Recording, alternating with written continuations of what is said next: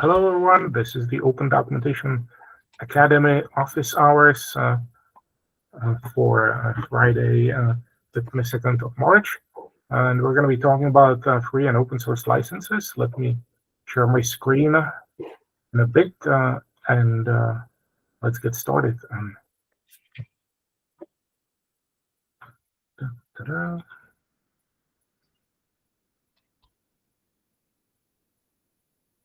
I would just ask you if you could please confirm that you're seeing the slides. Yes, we are.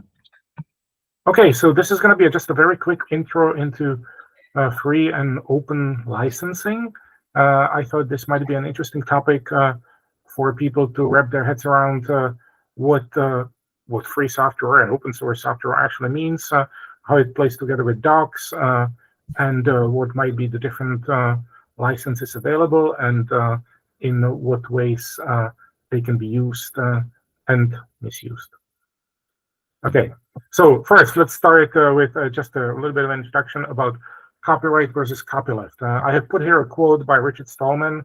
It's it has come to light that that person is not perhaps the nicest person alive, but he came up with the idea of copyleft, and he founded the GNU project. So I felt it just to include this quote here. But what this quote basically says, it explains the idea of copyleft. Copyleft, as you would understand, is basically copyright turned on its head. And what it means is that it uses the idea of copyright to enforce something that basically goes against the spirit of copyright. What it means is that it allows the author of a work, just as copyright would, to set conditions under which their work can be used by others. That's what copyright is about. Copyleft states that the conditions, if followed, need to be the same for everyone down the road. So if you share your work with someone and then you continue sharing, distributing it, you need to maintain the conditions, in this case, the freedoms, for anyone else afterwards. So you cannot restrict the freedoms for people, down the chain. And let me explain that a little bit closer on the idea of the 4 freedoms that the copyleft licenses, or that free software licenses, need to grant to any user. So first of all, there is the freedom to use the software for anything you like. The licensing, or the copyright or / copyleft freedoms / restrictions cannot dictate for what the software or the work of art can be used for. The second freedom is that you are free to modify the work of art. That means that nobody can restrict anything you do with it, meaning you can edit it, you can change it, you can adapt it to suit your purposes. Nobody can say that the software or the work of art must stay unchanged. The third freedom is to share the work of art with anyone, meaning that you are free to redistribute the work of art to as many people or as many organizations or within an organization as you like. So nobody can say that as long as I allowed you to use this work, you cannot reshare it with others. So that's the freedom to share the software or the work of art. And finally, and this is an important distinction to make, the fourth freedom, you are free to share the changes that you make. So sometimes there might be a slightly permissive and yet proprietary or closed license that would allow you to make changes, but you need to keep them to yourself, the changes. You cannot redistribute the changed work of art, So these 4 freedoms together encapsulate what it means for something to be either free software or free documentation or free content or free work. And the idea of copyleft is that if you do enjoy these freedoms and then you decide to reshare or redistribute or share with others that work of art or the software, you need to provide them with the same freedoms. You cannot, upon redistributing, restrict their freedoms in any way. All of those 4 freedoms need to be maintained as long as redistribution happens. So I will go into some distinctions or differences between open source and free software licenses that are still considered open, but that do not have this copyleft clausel that forces people basically to grant the same freedoms that they were granted. So often you may hear that the idea of copyleft or free software is expressed as the difference between freedom or free as in beer and free as in freedom. This is also an important point to make. Free software or open source software does not talk about money at all. It's perfectly okay to charge for a work of art as long as you grant the users, those who you distribute the work of art to, the 4 freedoms that were just discussed. So you can charge money for your work of art. You can charge money for the fruits of your labors. You just must allow the people to do as they please with with the work that you have shared with them. Of course, as long as if they decide to reshare your work, they again need to grant all their users the 4 freedoms. So, as I said, free beer, it's free. It's free as in you don't have to pay for it. That's not the case with free or open source licensing. On the other hand, free as in freedom means that it does not have to be free as in money, but it needs to be free as in maintaining the freedoms that were granted to you. If you decide to redistribute or reshare the work of art, you need to keep those freedoms intact so that they are available in full to those who you're sharing the work with. Now, at some point, you may come upon argumentation against free software licensing, or especially GPL, which is the sort of main or the original free software license, the general public license, that would call it that, before the word viral got a completely different meaning in the world of social media, it meant that the licensing could be infectious. And that, it was a sort of a pseudo argument that would say that as long as your organization starts using some free software or licenses some software using a free software license, then that would automatically spread around, and your organization would be forced to share everything freely. Now, of course, that's not true, because that's not how it works. You are the one who is free to specify what particular piece of code or software or work of art is licensed under what license, and the license does not spread or is infectious in any way.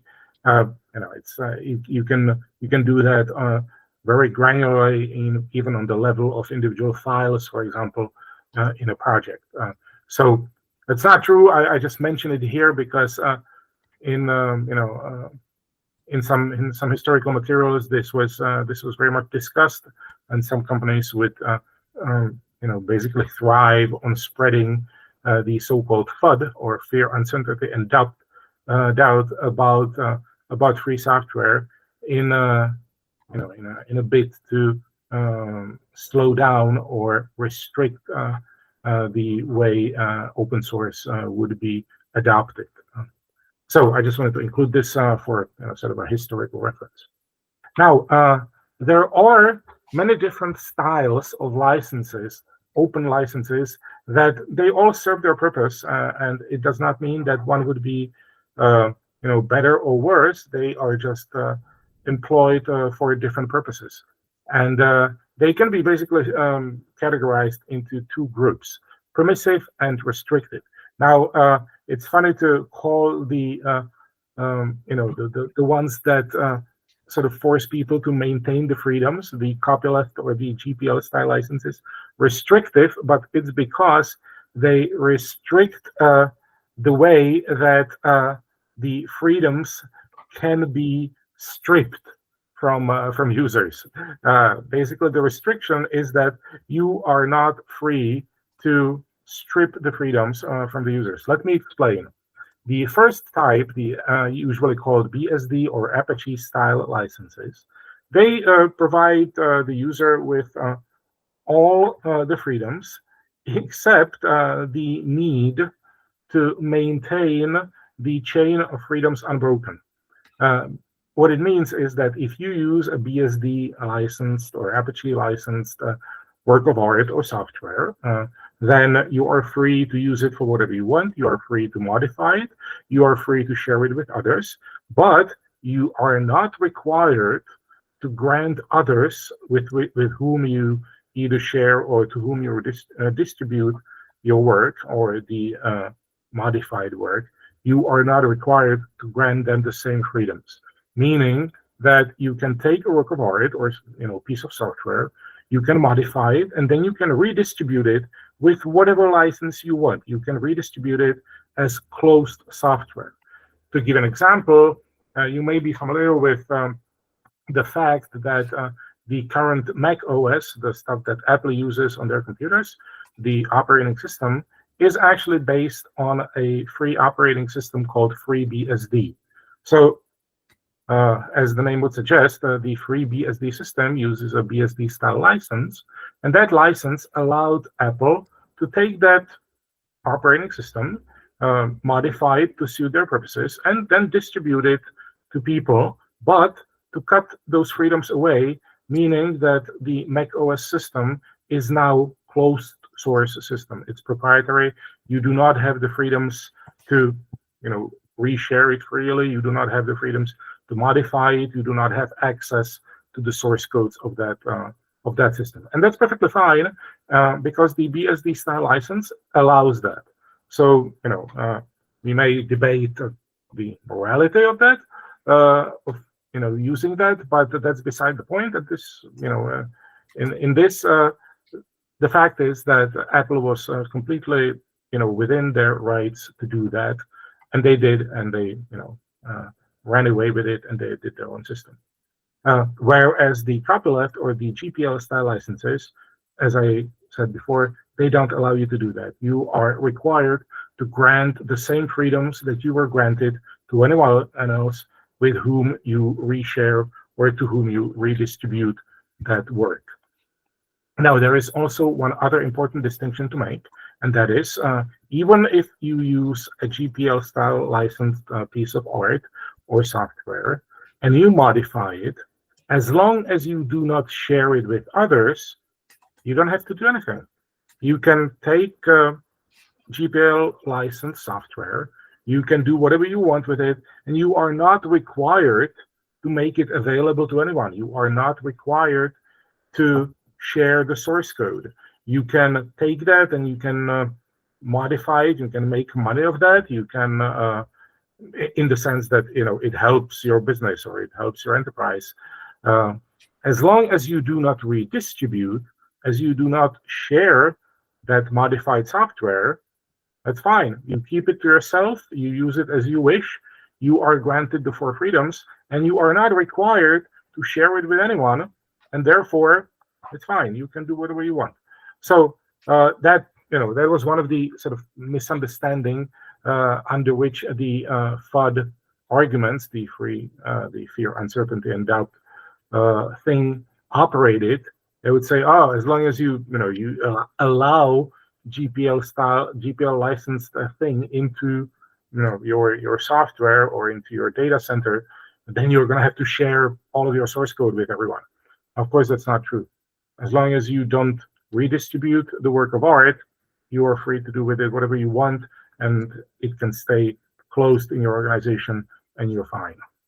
Now, and finally, I just wanted to mention documentation, free and open documentation. You may have heard about the FDL, or the Free Documentation License. That's from the workshop of the GNU project. That's basically a GPL, but adapted to documentation. It's not really used a whole lot, but I wanted to include this here because you may come across it online, and it has some special provisions that are supposed to make authors' life easier when dealing with publishers or organizations like that. But it's not really adapted very much. What's adapted a lot is the so-called Creative Commons licenses or Creative Commons licenses. It's a set of specialized licenses that are ranging from very open and very permissive to all the way to almost closed licenses, and they allow creators to choose a license that suits their purposes. So there are many variations of those licenses, and many pieces of content or documentation are actually licensed using Creative Commons. It is quite common to use that for various pieces of documentation online. You may come across it in all kinds of scenarios. Okay, so that's me. I'm going to wrap up.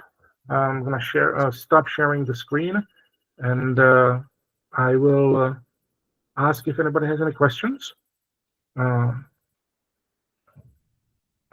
Hello, Robert. Thanks for the presentation. I think I used to see like this MIT, and it's kind of like common. I don't know if you can just probably like say a few words about MIT, It's so common. So if you can please say a few words about it. Yeah, the MIT style license, I should have mentioned that. That's the kind of a permissive free license that's very similar to the BSD and Apache style licenses. So it's it's the sort of a license that you use when you want to make sure that the work is licensed under a free license, an open source license, but at the same time you don't want to restrict anyone from closing the work down the road. It's the kind of license that allows people to do the same thing that the BSD and Apache style licenses.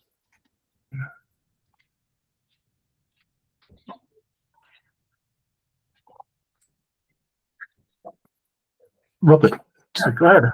Do you ever see a case for a piece of software to have a certain kind of license, but then for its documentation to have a different license? Well, I would say that almost always when there is the kind of permissive license, BSD, Apache, MIT license that's applied to a piece of software,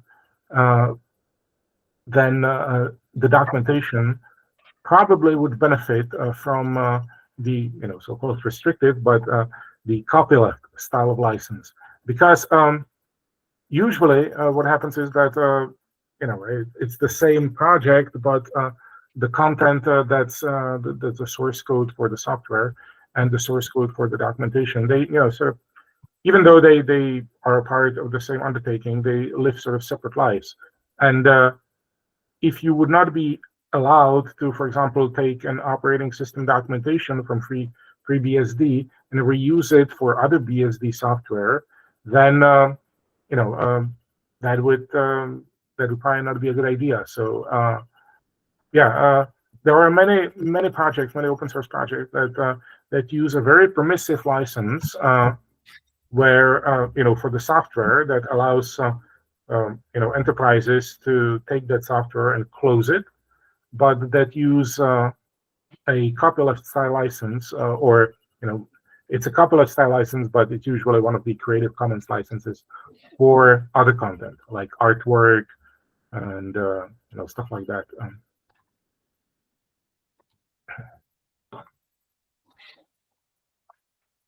I probably wouldn't make any sense the other way around, though. Yeah, and I've also seen the case where the product itself is proprietary and not under an open source license at all, but the documentation is under an open license.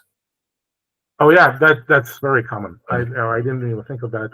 But like, for example, case in point, Microsoft is an ideal example of that. Like pretty much all of their software is closed source, it's proprietary, but pretty much all of their documentation these days is open and out on GitHub and under a very permissive open source license. And many other organizations are like that. That they keep the software very close to their chest. They don't open it at all, but they want people to collaborate on the documentation and keep it open. Yeah, Bill, go ahead.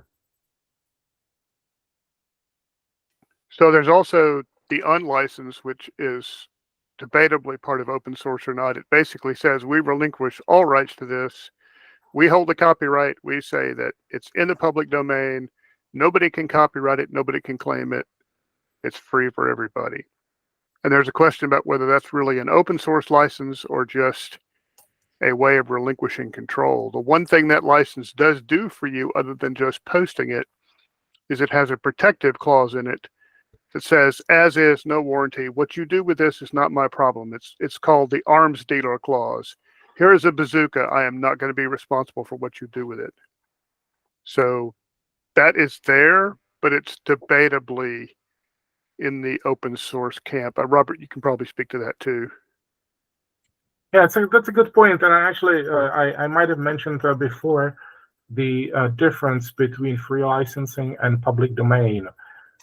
Now, in the US and in some other countries, and US being the origin of the GPL license, so the original Copyleft license, creators are allowed to relinquish all of their rights, meaning leaving something in the public domain. Public domain is basically you say, do whatever you want with it. It's not mine anymore. You don't keep any attachment to that. Anyone can use that. They don't have to reference you as the author and so forth. Now, there are other countries, especially within Europe and some in Asia, that actually do not allow that. That's it's a sort of an interesting concept. I don't have to go into that, what the reasoning is, but in some countries, you are an author of something, and it's impossible legally for you to relinquish that as public domain. And in such cases, unless you have some specific purpose with the work, then this so-called unlicensing is a way to get around that. You have licensed that, except you have basically licensed it in a way that says, okay, so this is not a license. So this is nothing, but you have satisfied the bureaucracy, but you have left it out in the open as it was public domain. So I can imagine that that would be a useful use of that too.